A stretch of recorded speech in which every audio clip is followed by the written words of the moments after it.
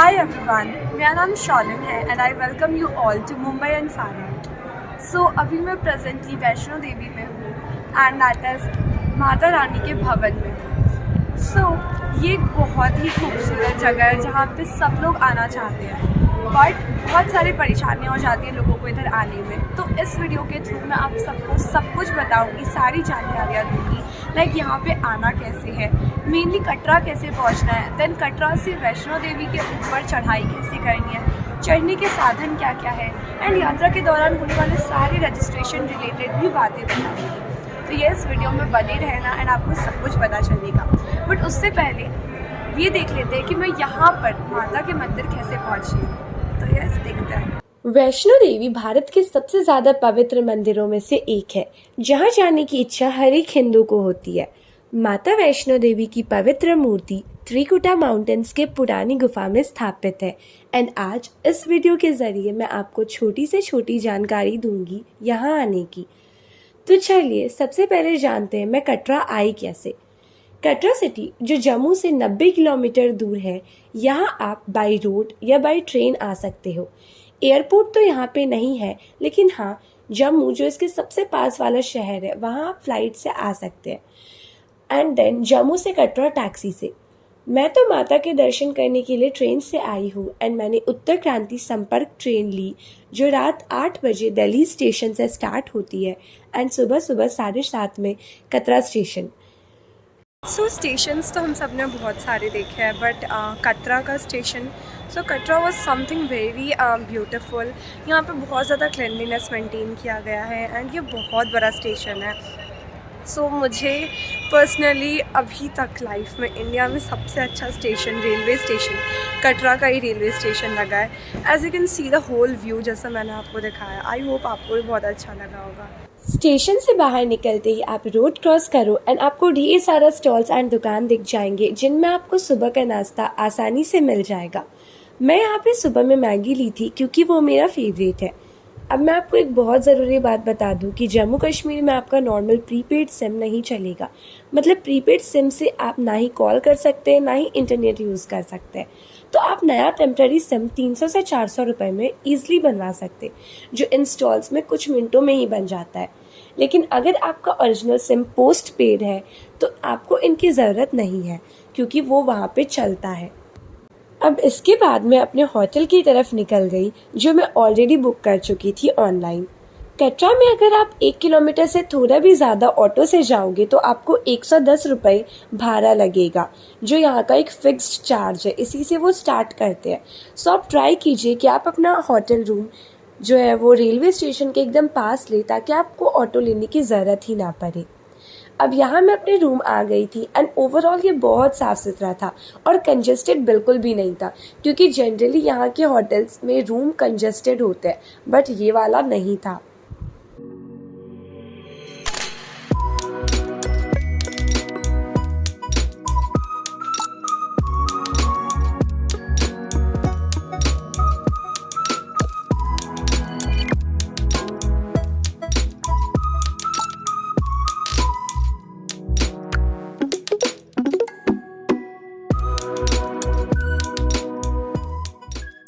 कटरा में आज मेरा पहला दिन था और आज मैं भवन जिसे माता के मंदिर कहते हैं वहाँ नहीं गई।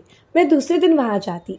वैसे आप अपनी यात्रा रात या सुबह किसी भी वक्त शुरू कर सकते हैं क्योंकि भवन 24 घंटा खुला रहता है एंड ये रास्ता बहुत सेफ है, आपको किसी भी प्रकार की परेशानी नहीं होगी। अभी शाम हो चुका था एंड मैं तैयार होकर कटरा मार्केट देखने निकल गई। यहाँ के मार्केट में कुछ चीज़ें आपको हर जगह देखने को मिल जाएगी, जैसे कि ड्राई फ्रूट्स का शॉप हर जगह था। अब कहीं भी देखो आपको dry fruits and jelly shop दिख ही जाएगा। इसके बाद यहाँ आपको होम हैंडमेड ज्वेलरीज एंड माला हर जगह दिखेगा। साथ ही साथ पर्सनलाइज्ड की चेन्स जिसमें वैष्णो देवी माँ की फ़ोटो होती है एंड आप कुछ भी लिखवा सकते हो, उसकी भी शॉप्स बहुत सारी है। नॉर्मली 40 से 50 रुपए में वैसी एक चेन तो आपको मिल ही जाएगी। मैं यहाँ पे अपने YouTube channel Mumbai and far out के नाम से 10 की रिंग्स बनवाई थी एंड यहाँ पे प्योर पित्तल के भी, जो प्योर पित्तल मेटल होता है उनके भी एकदम हैंडमेड की चेन्स एक भैया बना रहे थे, तो मैंने उनसे भी एक लिया एंड आप इनका क्रिएटिविटी देख सकते हो। मुझे ये बहुत अच्छा लग रहा था। मार्केट देखने के बाद मैं रजिस्ट्रेशन ऑफिस देखने चली गई ताकि नेक्स्ट डे जब मैं अपनी चढ़ाई चालू करूँ तो मुझे ज़्यादा ढूंढना ना पड़े कि कहाँ पे क्या है। मेरे होटल से बस स्टैंड बहुत पास है एंड बस स्टैंड के सामने ही ये ऑफिस आपको मिल जाएगा। अच्छा, वैसे आपको पता है आप माता के दर्शन के बाद कटरा में भी बहुत कुछ घूम सकते हो। इवन कटरा से कुछ ही दूरी पे शिवखोड़ी और पटनी टॉप जैसे बेस्ट टूरिस्ट लोकेशन भी है। तो अगर आप इस साइड आते हो तो उधर भी ज़रूर जाना। यहाँ पे रहने के लिए सरकार ने माँ वैष्णो देवी श्राइन रूम्स खोले हैं जो आपको कटरा, अर्धकुंवारी और भवन में देखने को मिल जाएगा। अगर आप कटरा में इन्हीं रूम्स में रहना चाहते हैं तो निहारिका कॉम्प्लेक्स चले जाइएगा, क्योंकि यही है कटरा वाले रेस्ट रूम का नाम। निहारिका कॉम्प्लेक्स रजिस्ट्रेशन ऑफिस के सामने ही आपको मिल जाएगा, बट यहाँ पे आपको प्री बुकिंग कराना पड़ेगा। इसके बाद मैं फैमिली डिनर करने गई। यहाँ पे आपको बहुत सारे अच्छे होटल मिल जाएंगे, साथ ही साथ स्ट्रीट फूड्स भी मिलते हैं। पूरा एक एरिया ही है जहाँ पे स्ट्रीट फूड्स मिल जाएगा। बट यहाँ पे मैं गई थी मधुबन होटल में, जो मुझे अच्छा लगा था अंदर से भी, एंड इनका खाना भी बहुत टेस्टी था। मैं यहाँ पे 1 प्लेट स्पेशल थाली खरीदी जो बहुत अच्छा था टेस्ट में। यहाँ पे मेरा डिनर हो चुका है एंड अब थोड़ा अच्छा लग रहा है। मैं बहुत अच्छे से कटरा का मार्केट भी घूम चुकी हूँ। बहुत सारे ड्राई फ्रूट के स्टोर थे एज आई सेड, एंड अभी मैं जा रही हूँ, सो जाऊँगी एंड कल सुबह चलेंगे हम लोग टेम्पल की तरफ चढ़ने के लिए। सो यार मिलते हो कल सुबह। Good morning everyone. आज है दूसरा दिन मेरा कटरा में एंड आज फाइनली मैं भवन जा रही हूँ माता के दर्शन करने। एंड यहाँ पे मुझे बहुत ठंडी लग रही थी, सुबह के 8 बज रहे थे, तो मैं रेडी होके अब निकलूँगी। नीचे आने के बाद हमने एक ऑटो बुक किया जिन्होंने 200 रुपये लिए हमें होटल से रजिस्ट्रेशन ऑफिस एंड वहाँ से दर्शनी द्वार ले जाने का। भवन जाने के लिए ये सबसे ज़्यादा ज़रूरी है कि हम एक आईडी कार्ड ले जो फ्री में मिलता है सरकार की तरफ से, ताकि वो हमें ट्रैक कर सके। एंड बेसिकली इसको ही रजिस्ट्रेशन कहते हैं एंड यही यात्रा पर्ची होती है। रजिस्ट्रेशन आप 2 तरीके से करवा सकते हैं। पहला तो आप www.maavaishnodevi.org के ऑफिशियल वेबसाइट पे जाके लॉगिन करें एंड रजिस्ट्रेशन फॉर यात्रा पे जाके रजिस्टर करें, या फिर आप ऑफलाइन तरीके से कर सकते हैं, मतलब ऑफिस जाके लाइन में लग के अपना नाम बता के बिना किसी ज़्यादा प्रॉब्लम के रजिस्टर कर सके। तो मुझे मुश्किल से 5 मिनट लगा था पूरा रजिस्ट्रेशन ऑफलाइन वे में करने में, क्योंकि मैंने ऑनलाइन नहीं किया था। ऑफिशियल रिपोर्ट्स में ये बताया गया है कि फ्राइडे और सैटरडे को सबसे ज़्यादा भीड़ होती है रास्ते में, क्योंकि ये 2 दिन सबसे ज़्यादा पब्लिक चढ़ाई करती है। तो अगर ऐसे देखा जाता तो लाइन बहुत लंबी होनी चाहिए यात्रा पर्ची के लिए, बट ऐसा नहीं था। इवन आपको पता है यहाँ साल में 1,05,00,000 लोग चढ़ते हैं एंड जून के महीने में सबसे ज़्यादा लोग चढ़ते हैं, दैट इज़ 25,000 लोग सिर्फ एक दिन में चढ़ाई करते हैं। खैर, रजिस्ट्रेशन के बाद मैं दर्शनी द्वार के ओर निकल पड़ी ऑटो से, जो तकरीबन 1.5 किलोमीटर या शायद 2 किलोमीटर दूर है रजिस्ट्रेशन ऑफिस से। ऑटो वाले ने मैं दर्शनी द्वार से 200 मीटर पहले ही उतार दिया, क्योंकि अंदर जाने के लिए बहुत ही लंबी सी लाइन लगी हुई थी। हालांकि ये लाइन में आपको ज़्यादा देर मुझे वेट तो नहीं करना पड़ा, लाइक तुरंत लोग अंदर जा रहे थे। फिर मैं कुछ देर लाइन में लगने के बाद मेन द्वार पे पहुंच गई, जिसे दर्शनी द्वार कहते हैं। यहाँ पे चेकिंग हुई, थोड़ा सा सामान चेक हुआ, लाइक आप जो भी लेके जा रहे हैं वो चेक होगा, एंड आपकी यात्रा पर्ची यहीं पे चेक होती है कि आपके पास है या नहीं है, एंड उसके बाद ही आपको अंदर जाने मिलेगा। फिर यहाँ पे मैं फ्री हो गई थी इन सब से एंड अब मैं अपनी यात्रा प्रारंभ करने वाली थी।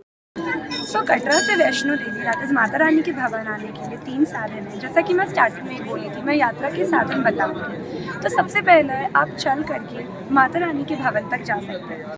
चल के जाने के लिए 2 रास्ते हैं। पहले तो एक ओल्ड रूट बना हुआ था जो बहुत सालों से बना हुआ है, जहाँ पे आज भी घोड़े, पालकी सब चलते हैं। बट अभी एक नया रास्ता बना हुआ है जो कि है ताराकोटे रूट। ताराकोटे रूट से जाने के लिए आपको मेन अर्धकुंवारी तक तो आपको एक ही रास्ते से आना होगा, बट अर्धकुंवारी से 2 रास्ते बढ़ जाते हैं। एक ओल्ड रूट जो सालों से चलते आ रहा है, जहाँ से घोड़े भी जाएंगे, और दूसरा रास्ता है ताराकोटे रूट। तो ये एकदम साफ रह रहा है, ये बहुत ही चौड़े रास्ते होते हैं इधर, और कोई भी गंदगी नहीं होता है। सेकंड तरीका है माता रानी के भवन जाने का, आप घोड़ा या पालकी से जा सकते हैं। घोड़ा लेने के लिए आप बार्गेन नहीं कर सकते, क्योंकि एक फिक्स्ड प्राइस है जैसा गवर्नमेंट ने सेट किया है, दैट इज़ 2900 रुपीज़ में आप पूरा ऊपर जा कर के वैष्णो देवी के भी ऊपर भैरव मंदिर जा कर के वापस से कटरा नीचे आ सकते हैं। यहाँ पे बार्गेन नहीं होता है, क्योंकि यहाँ पे आपको टैक्स भी पे करने पड़ते हैं, एक्स्ट्रा 40 रुपीज़। साथ ही साथ पालकी के चार्जेस भी मैं नीचे मेंशन कर दूँगी। सो तीसरा साधन वैष्णो देवी जाने का है हेलीकॉप्टर। यस, हेलीकॉप्टर से जाने के लिए आपको कटरा एयरपोर्ट से हेलीकॉप्टर लेना होगा जो 8 मिनट लेता है सांची छत जाने में। सो कटरा एयरपोर्ट से हेलीकॉप्टर खुलती है एंड सांची छत तक जाती है। सांची छत से ठीक 800 मीटर दूरी पे वैष्णो देवी का मंदिर है, तो 800 मीटर आपको चल के जाना पड़ेगा और इसका भाड़ा है 1750 वन वे के लिए। तो आपको टोटल वहाँ पे 3500 रुपीज़ लग जाएगा अगर आपको हेलीकॉप्टर से आना और जाना दोनों तय करना है। तो अब यहाँ पे आई होप आप समझ गए होंगे कि आप ऊपर कैसे जा सकते हैं। मैं घोड़ा बुक की थी 2900 रुपये में एंड क्योंकि बोर्ड ने चार्ज फिक्स किया तो मैं बार्गेन भी नहीं की एंड अपना यात्रा शुरू कर दी। मैं आगे और अच्छे से इन दो मार्ग के बारे में आपको एक्सप्लेन करूँगी, इसलिए आप वीडियो में बने रहिएगा। यात्रा शुरू करते ही आपको सबसे पहले लेट गुलशन कुमार जी की लंगर देखने को मिल जाएगा। यहाँ सुबह 9 बजे से 3 बजे तक और शाम में 6 बजे से 9 बजे तक फ्री में खाना खिलाया जाता है। ये मुश्किल से 200 मीटर की दूरी पे है दर्शनी द्वार से, मतलब जहाँ से आप शुरू करते हैं चलना। फिर कुछ ही देर चलने पे ऑलमोस्ट 1 किलोमीटर की दूरी पे आपको बाणगंगा दिख जाएगा। बाणगंगा बेसिकली वो स्पॉट है जहाँ पे एक ब्रिज के नीचे से बहुत ही पवित्र गंगा जल जो माता से जुड़ा हुआ है वो बहता है। बाणगंगा दो शब्द बाण और गंगा से बना है। माना जाता है माँ वैष्णो देवी जब होली केव में जा रही थी तो रास्ते में उन्होंने तीर चला के पहाड़ों पे ये नदी बनाई जिससे गंगा जल निकला और इसलिए इस जगह को बाणगंगा कहते हैं। कई यात्री आगे बढ़ने से पहले इस नदी में डुबकी लगाते हैं और अपने सारे पाप धोते हैं और फिर माता के दर्शन करने के लिए निकलते हैं।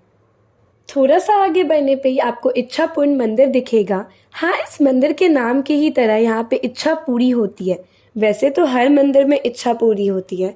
ये बहुत ही खूबसूरती से बनाया गया था एंड ऊपर जाने के दौरान ये भी कुछ नामी जगह में से एक है। जैसे जैसे आप आगे बढ़ोगे तो आपको ढेर सारे दुकान मिलेंगे जहाँ पे खाना पीना and massage, body massage and सब कुछ मिल जाएगा। आपको जो भी ज़रूरत होगी रास्ते में वो सब के शॉप्स आपको दिख जाएंगे। यहाँ पे body massage, full body massage का एक दुकान मिल जाएगा जो हर कुछ मीटर्स पे आपको दिख जाएंगे। ये मात्र 30 रुपये में मशीन की मदद से आपका बॉडी मसाज कर देगा। यहाँ पे फोटोशूट शॉप्स भी है एंड बहुत कुछ है देखने के लिए। यहाँ से आगे बढ़ने पे तकरीबन 1.5 किलोमीटर बाद चरण पादुका मंदिर आता है। ये स्टार्टिंग से नापा जाए तो ऑलमोस्ट 2.5 किलोमीटर दूर है। मतलब दर्शनी द्वार से चरण पादुका मंदिर 2.5 किलोमीटर की दूरी पे है और अगर इसे हम लोग बाणगंगा से देखें तो ये मात्र 1.5 किलोमीटर की दूरी पे आता है। ये मंदिर भी अपने आप में बहुत खास है क्योंकि यहाँ पे एक ऐसा चट्टान है जिसमें माँ वैष्णो देवी के पैरों के निशान है। इधर दर्शन करने में 5 मिनट से ज़्यादा समय नहीं लगता और डिवोटीज यहाँ माँ का आशीर्वाद उनके पैर को छू के लेके ही आगे बढ़ते हैं। अब जैसा कि मैं पहले भी बताई बट अब ये वापस बता रही हूँ कि माता के भवन जाने के 2 रास्ते हैं। पहला होली मार्ग और दूसरा ताराकोटी मार्ग। होली मार्ग वो ओल्ड रूट है जो सदियों से डिवोटीज के लिए बना हुआ है एंड यहाँ घोड़ा, पालकी, पिट्ठू सब चलते हैं। ये बहुत क्राउडेड होता है क्योंकि ये 100 साल से भी ज़्यादा पुराना है। मतलब जब से वैष्णो देवी की चढ़ाई चालू है तब से ये मार्ग बना हुआ है एंड यहाँ बहुत सारे दुकान आपको हर एक कदम पे मिल जाएंगे। इस रास्ते की अच्छी बात यह है कि आप टाइम बचाने के लिए सीढ़ियों का इस्तेमाल कर सकते हैं। आपको चलने वाले रास्ते के अलावा होली मार्ग में सीढ़ियाँ भी मिल जाएंगी और उन पे लिखा रहता है कि कितने स्टेप्स है इसमें। और जब बात ताराकोटे मार्ग की आती है तो ये 1990 से बनना चालू हुआ है एंड अब जाके ये यात्रियों के लिए खुल चुका है। ये रास्ता बहुत ही चौड़ा है, कम भीड़ भाड़ वाला है, साफ सुथरा ज़्यादा है क्योंकि यहाँ घोड़ा एंड पालकी अलाउड नहीं है। यहाँ पे सिर्फ वॉकिंग करने वाले लोग ही अलाउड है और ऊपर जाके यहाँ पे बैटरी कार्स भी चलती है। साथ ही साथ चल के ऊपर जाने वाले लोग के लिए मैं ये बहुत ही ज़्यादा रिकमेंड करूँगी आपको जाने के लिए। बट हाँ, जब बात आती है रात में चलने की, अगर आप रात में अपना सफ़र चालू करते हैं तो आप ताराकोटी मार्ग से मत जाना क्योंकि वो थोड़ा सुनसान हो जाता है। इस मार्ग में आपको सीढ़ियाँ नहीं मिलेगी जिस वजह से हाँ आपको थोड़ी दिक्कत होगी बट साफ सफाई इतना ज़्यादा है एंड जेंटल स्लोप के कारण आप जल्दी चढ़ पाओगे। बस हाँ, ये ताराकोटी मार्ग से जाने पे आपको हल्का सा ज़्यादा चलना पड़ता है। ऊपर जाने के ये दो रास्ते आपको अलग अलग होते हुए 3 जगह पे मिलेंगे। मतलब कि अगर आपका मूड चेंज करे तो आपके पास 3 जगह पे ऑप्शन है रास्ता बदलने का। सबसे पहले दर्शनी द्वार पे आपके चेकिंग होने के तुरंत बाद आपको 2 रास्ता सेपरेट होते हुए दिख जाएंगे। अगर आप यहीं पे ताराकोटी मार्ग होके जाते हो तो आपको मात्र 1 किलोमीटर ज़्यादा चलना होगा। हालांकि पिट्ठू एंड पालकी वाले भैया आपको ये बोलेंगे कि 4 से 5 किलोमीटर ज़्यादा है ये मार्ग, पर वो ऐसा इसलिए बोलते हैं ताकि आप ओल्ड रूट से जाओ और थक जाने पे आप उनका घोड़ा या पालकी बुक करो। दूसरा तो बाणगंगा में आप अपना रास्ता बदल सकते हैं क्योंकि वहाँ भी दोनों रूट सेपरेट होते हैं। पर अगर आप बाणगंगा में सोचते हो ताराकोटी मार्ग होके जाने का तो आपको ये जो ताराकोटी मार्ग है ये आपको 2 किलोमीटर ज़्यादा चलवाएगी। तो मैं ये रिकमेंड करूँगी कि बाणगंगा से चेंज मत करना। तीसरा, आप अर्धकुंवारी में अपना रास्ता बदल सकते हैं क्योंकि वहाँ भी ये दोनों रास्ता सेपरेट होते हैं। अर्धकुंवारी वो बीच वाला हिस्सा है, भवन और कटरा के बीच में अर्धकुंवारी आता है, तो यहाँ पे आप बदल सकते हैं अपने मार्ग। अगर आप अर्धकुंवारी से अपना रास्ता बदलते हो तो आपको बिल्कुल भी एक्स्ट्रा नहीं चलना पड़ता। अर्धकुंवारी से आप ताराकोटी मार्ग होके जाओ या होली मार्ग होके जाओ, भवन आपको इक्वली डिस्टेंस पे पड़ता है। अब कुछ इस तरह से घोड़े पे बैठे बैठे मैं अर्धकुंवारी पहुंच चुकी थी। तो ये आप मेरे पीछे अर्धकुंवारी देख सकते हैं। अर्धकुंवारी वैष्णो देवी की यात्रा का बीच वाला पार्ट है। दैट इज 6 किलोमीटर की जर्नी के बाद अर्धकुंवारी आता है। यहाँ पे टेम्पल भी है जहाँ पे आरती शाम में 7 से 8 और सुबह में 7 से 8 होती है। यहाँ पे रहने के लिए भी अच्छा सा व्यवस्था किया हुआ है, बट वहाँ पे रहने की रजिस्टर आपको पहले से 2 दिन करना होगा। 2 दिन पहले आप ऑफिशियल वेबसाइट पर जाकर रजिस्टर कर सकते हैं। वेबसाइट का लिंक मैं नीचे दे दूँगी, तो आप वहाँ से जाके रजिस्टर कर लीजिएगा अगर आपको यहाँ पे ठहरना है। तो यहाँ पे रहने के लिए आपको 120 रुपए में रूम मिल जाएगा एंड साथ ही साथ फ्री क्लोक रूम भी मिल जाएगा जहाँ पे आप अपना सामान रखवा सकते हैं। रूम्स बुक करने के लिए आपको पहले ही माँ वैष्णो देवी के ऑफिशियल वेबसाइट पे जाके रजिस्टर करना होगा या फिर आप वहाँ पहुँच के भी काउंटर पे जाके रूम्स बुक कर सकते हैं। पर हाँ, कई बार भीड़ ज़्यादा होने के कारण ये संभावना रहती है कि आपको रूम्स नहीं मिलेंगे, इसीलिए ऑनलाइन अगर आप बुक करा लेते हैं तो वो ज़्यादा अच्छा रहेगा। वैसे यहाँ पे गर्भ अर्जुन गुफा भी है जहाँ माँ वैष्णो देवी ने 9 महीने तपस्या किया था। यहाँ शाम और सुबह दोनों टाइम आरती भी होती है, तो अगर आप ठहरते हो तो यहाँ के आरती ज़रूर अटेंड करना। इसके सिवा यहाँ गवर्नमेंट द्वारा ऑर्गेनाइज भोजनालय भी है जहाँ बहुत ही कम कीमत में खाना मिल जाता है।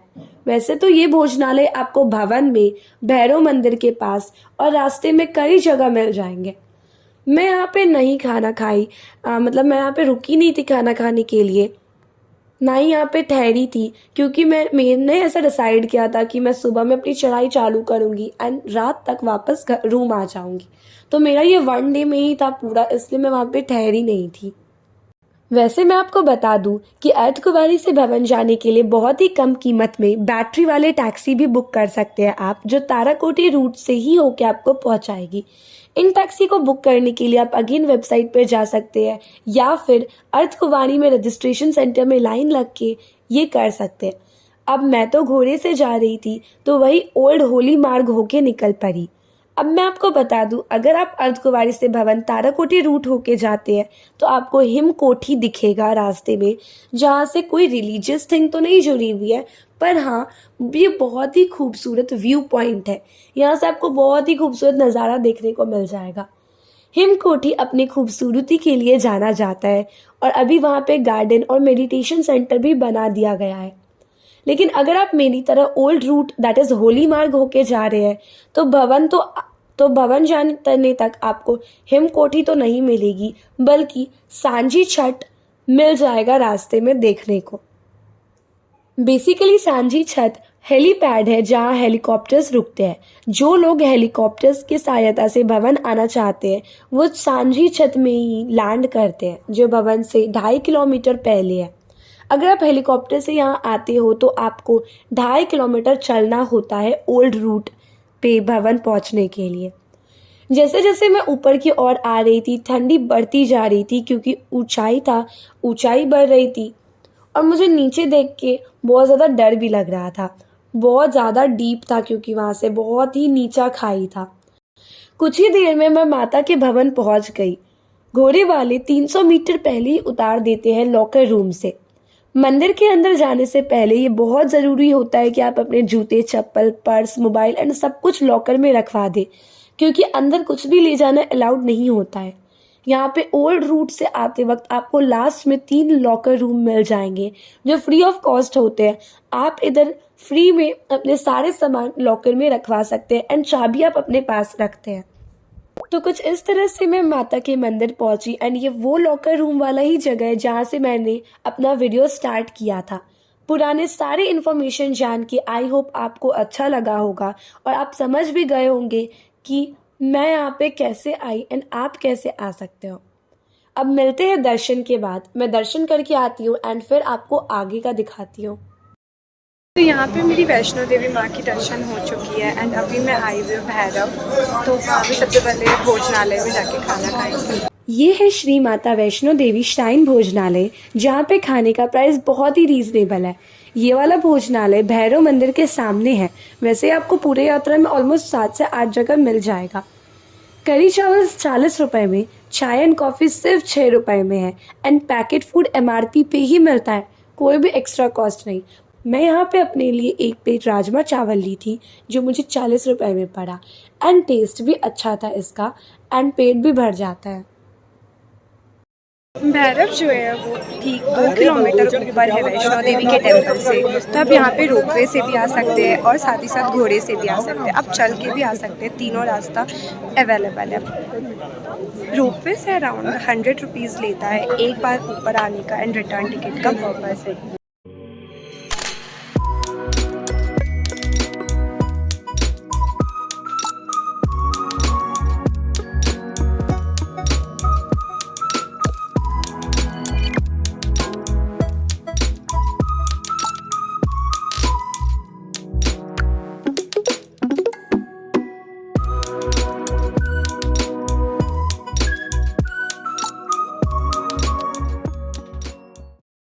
सो ये है भैरवनाथ का टेम्पल एंड यहाँ पे प्रेजेंटली बहुत सारे टूरिस्ट आए हुए हैं एंड इस जगह को अच्छे से एंजॉय कर रहे हैं। तो यहाँ पे बहुत सारा फ़ोटो शूट भी होता है एंड प्रोफेशनल फ़ोटोग्राफर्स भी आपको मिल जाएंगे जो पैसे लेकर के शूट करता है।